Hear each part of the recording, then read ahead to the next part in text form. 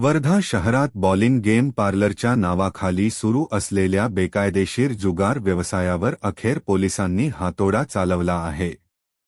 गुन्हे शाखेच्या पथकाने अचानक छापा टाकत जुगार अड्ड्याचा पर्दाफाश केला असून या कारवाईत 76,000 रुपयांचा मुद्देमाल जप्त करण्यात आला आहे। मिळालेल्या माहितीनुसार गेम पार्लरच्या आडून पैसे लावून जुगार खेळवला जात असल्याची गोपनीय माहिती पोलिसांना मिळाली होती। त्यानुसार आखलेल्या कारवाईत आरोपींना रंगेहात पकडण्यात आले।